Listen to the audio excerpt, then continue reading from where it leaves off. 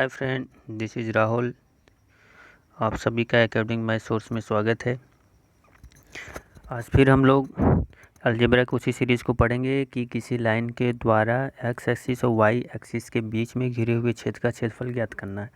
लेकिन बस अंतर यही होगा कि पिछले वाले वीडियो में हमने जो देखा था कि कोई एक ही लाइन एक्स एक्सिस और वाई एक्सिस को पास करती है।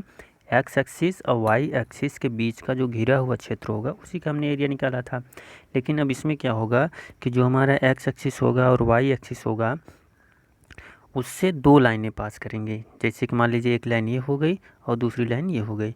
इन दोनों लाइनों के बीच का, अब एक्स एक्सिस और वाई एक्सिस के बीच का एरिया की बात नहीं की जा रही, दोनों लाइनों के बीच की एरिया की बात की जा रही है।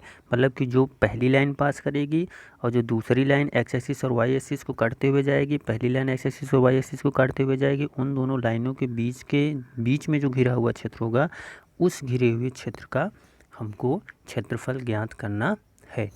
तो आते हैं क्वेश्चन नंबर 1 पे। हमारा जो पहला क्वेश्चन अभी तो हाथ से लिखा हुआ है, फिर बाद में आप सबको टाइप किए हुए क्वेश्चन मिलेंगे। क्वेश्चन दिया हुआ है कि 3x + 4y = 12 और 6x + 8y = 25 एक्स एक्सिस और वाई एक्सिस से पास करती है। और इन दोनों के पास करने के बाद इन दोनों के द्वारा जो घिरा हुआ क्षेत्र है वो एक ट्रेपेजियम का आकार बनाती है। तो उसका क्षेत्रफल हमको ज्ञात करना है। Find the area between the line 3x + 4y = 12 and the 6x + 8y = 15 in the XY plane. कह रहा है कि 3x 4y = 12 और 6x + 8y = 25 के बीच में घिरे हुए क्षेत्र का क्षेत्रफल हमको ज्ञात करना। और वो किसका आकार है? वह जो है एक ट्रेपेजियम का आकार है। ठीक, तो पहले हम इसका फिगर, अगर हम फिगर बना लेते हैं तो हमारा कॉन्सेप्ट एकदम क्लियर है। फिगर बनाते हैं। ये हमारा कोई एक्स एक्सिस है और ये हमारा कोई वाई एक्सिस है। इसमें जो पहली लाइन होगी, ठीक, 3x + 4y, पहले हम ये निकाल लें कि ये जो लाइन है 3x + 4y = 12 इस किस पॉइंट से पास करती है। अगर 3x है तो x की जो वैल्यू होगी 3x = 12, तो x की जो वैल्यू होगी कितना आ जाएगा 4। x की वैल्यू कितना आ गया, इस लाइन में 4 आ गया। और y की जो वैल्यू होगी कितना आ जाएगा 3। मतलब जो पॉइंट होगा, ये मान लेते हैं कोई पॉइंट है x पर, क्या है ये 4, और ये कोई पॉइंट है y पर हमारा क्या है 3। तो ये पहली लाइन पास करती है 3,4 से। ठीक, फिर अगली जो लाइन है हमारा 3x + 8y, 6x + 8y। तो x की जो वैल्यू हो जाएगी हमारा 25/6 और y की जो वैल्यू हो जाएगी हमारा 25/8। अगर हम ये इसकी वैल्यू निकालेंगे तो 6 × 4 = 24, मतलब इससे कहीं थोड़ा सा आगे जाके निकलेगा। ठीक, ये हो गया। और इसको अगर हम डिवाइड करेंगे 25 में 8 से, तो ये 8 3 24, फिर पॉइंट समथिंग कुछ आएगा। तो मतलब ये जो दूसरी लाइन होगी ये 3 पॉइंट के आगे से कहीं से होकर के गुजरेगी। तो ये लाइन यहाँ से पास करेगी। ठीक, हमारा आकार बन गया। तो ये लाइन होगी हमारा 6x + 8y की, और ये लाइन हो जाएगी हमारा 3x + 4y का। आइए हम इसको दूसरे पेज पे एकदम साफ साफ करते हैं। ये है दो इक्वेशन है हमारा। एक है हमारा 3x + 4y = 12, और जो अगला इक्वेशन है हमारा 6x + 8y = 25।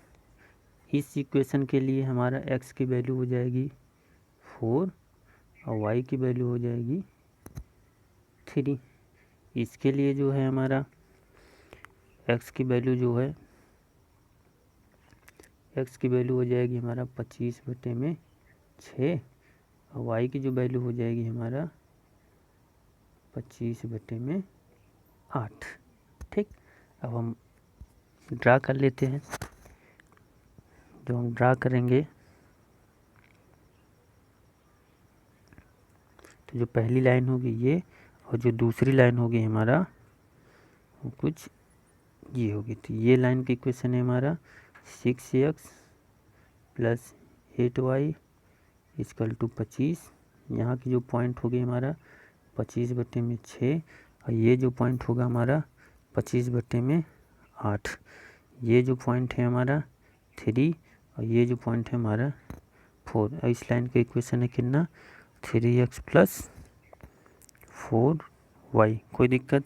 कुछ लोग को कन्फ्यूजन हो रहा होगा कि ये पॉइंट आपने कैसे ले लिया। ये पॉइंट हमने अपने से नहीं लिया हुआ है, इस पॉइंट को निकाला। ये जो हमारी वैल्यू दी हुई है 6x + 8y डिवाइडेड बाई 25, जब हम इसमें 25 में जब x की क्वांटिटी हमको निकालनी होगी, जब x की अगर हमें क्वांटिटी निकालनी होगी तो 25 में 6 से डिवाइड करेंगे, और जब 25 में हम 6 से भाग करेंगे, डिवाइड करेंगे, तो ये वैल्यू जो होगी 4 से अधिक आएगी। 6 चौके 24, बचेगा 1, 10, 6 1 6 6 4 पॉइंट समथिंग आ रहा है। जब ये 4 पॉइंट समथिंग आ रहा है तो पहली जो लाइन थी वो 4 से पास कर रही थी, तो ये लाइन उसके आगे से कहीं से पास करेगी। मान लेते हैं ये लाइन हमारा ये हो गया 4 पॉइंट समथिंग का। ठीक, कोई प्रॉब्लम नहीं होनी चाहिए। तो हमने दोनों लाइन को देख लिया कि एक्स एक्सिस और वाई एक्सिस पे किस जगह से पास कर रही हैं। पास करने के बाद हमने देखा कि इसके बीच का जो एरिया होगा वो सचमुच में एक ट्रेपेजियम को बनाती है। यह एक क्या बना रही, एक ट्रेपेजियम बना रही।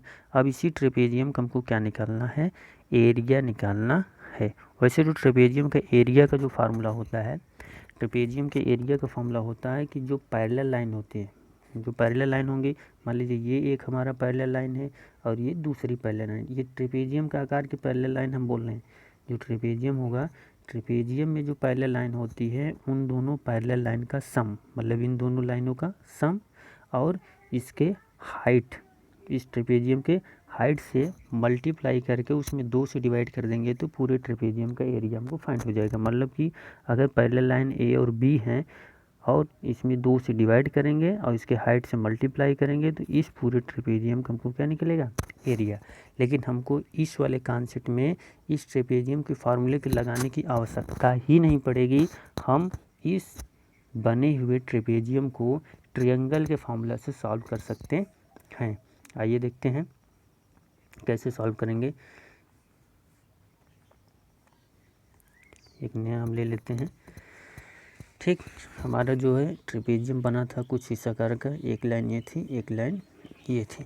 तो ये जो बड़ा वाला एक क्वेश्चन होगा, ये जो बड़ा वाला हमारा फिगर होगा, जो बड़ी वाली लाइन पास कर रही है वो भी एक ट्रायंगल बना रही है।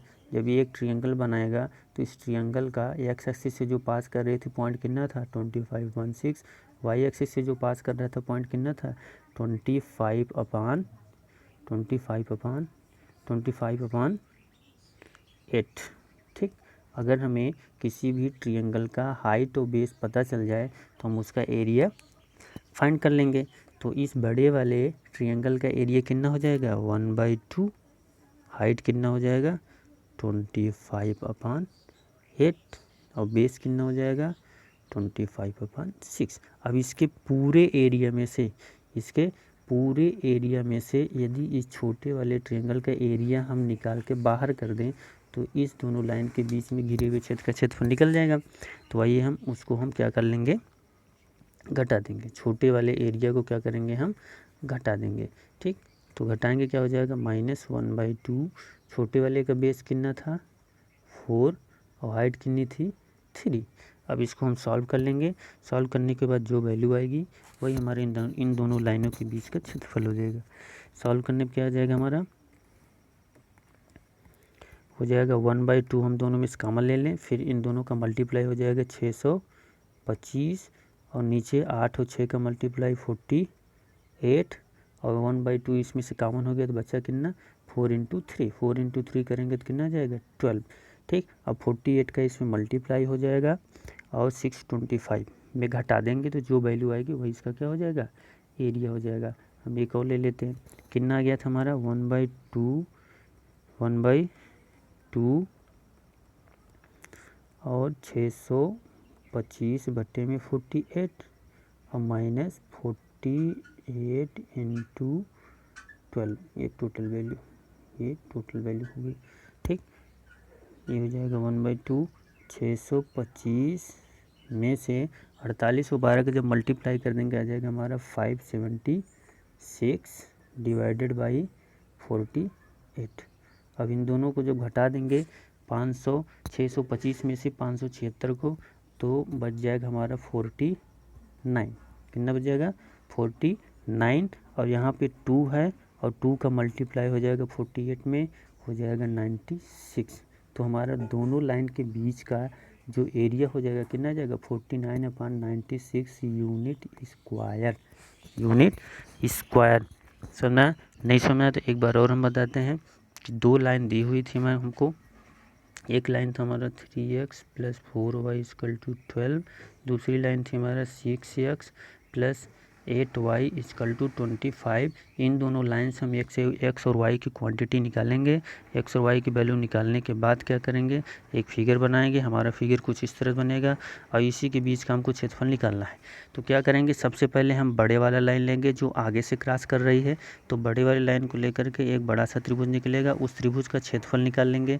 जो क्षेत्रफल आएगा उसके क्षेत्रफल में से इस छोटे वाले त्रिभुज से, उसके क्षेत्रफल में से इस छोटे वाले त्रिभुज के क्षेत्रफल को क्या करेंगे, बाहर कर देंगे। तो जो बचेगा रिमेनिंग पार्ट वही हमारा दोनों लाइनों के बीच का क्षेत्रफल हो जाएगा। तो जो दोनों लाइनों के बीच का क्षेत्रफल हमको मिला वो कितना मिला 49/96 यूनिट स्क्वायर। अभी आशा है कि ये वीडियो आप सभी को समझ में आया, और नहीं समझ में आया तो आप नीचे कमेंट कर सकते हैं। ठीक, उसके लिए आपको अलग से वीडियो बनाया जाएगा। धन्यवाद।